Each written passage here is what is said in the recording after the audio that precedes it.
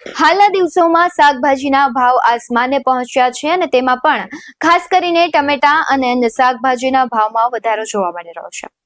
આવી સ્થિતિમાં ઘણી વખત લોકો શાકભાજીના ભાવને સોનાના ભાવ સાથે સરખાવે છે. ગરીબ વર્ગના લોકોને આવા મોંઘા શાકભાજી સોનાના ભાવ સમાન લાગે છે. ત્યારે શું તમે એવા શાકભાજી વિશે જાણો છો જે ખરેખર સોના કરતા પણ મોંઘા હોય છે? તો આજે આપણે જાણીએ એવા શાકભાજી વિશે કે જેની ખરીદી કરો તો તેની કિંમતમાં તો 2 તોલા સોનું ખરીદી શકો છો. નમસ્કાર, BS9 TV ન્યૂઝમાં આપની સાથે હું ભગવતી વિશાવડિયા. બજારમાં શાકભાજીની કિંમત 200 થી 300 રૂપિયા પ્રતિ કિલો હોય ત્યારે તો તેને સોનાના ભાવ તરીકે સરખાવવામાં આવે છે.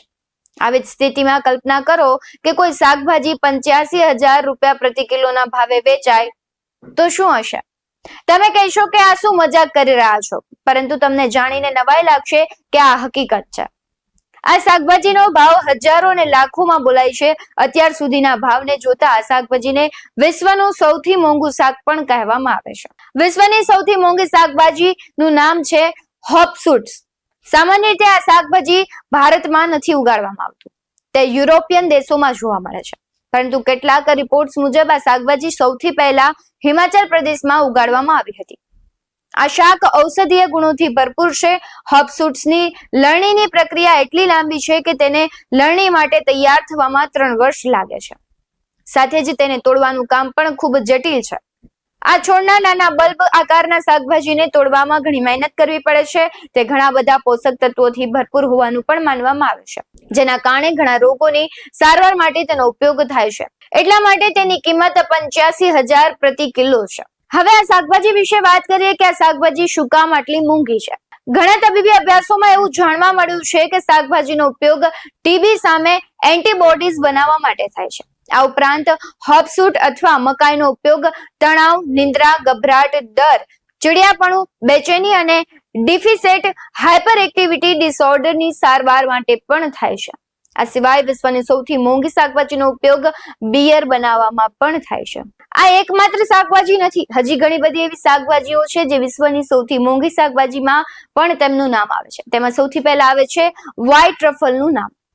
યુરોપમાં જોવા મળતી સફેદ ટ્રફલ વિશ્વની સૌથી મોંઘી ટ્રફલ છે. તેની કિંમત 5 લાખ રૂપિયા પ્રતિ કિલો છે. તેનો સ્વાદ પણ લસણ અને પનીર જેવો હોય છે. બીજી વાત કરું તો મુત્સુકે મશરૂમ, જે જાપાનમાં મળતું મુત્સુકે મશરૂમ વિશ્વનું સૌથી મોંઘું મશરૂમ છે.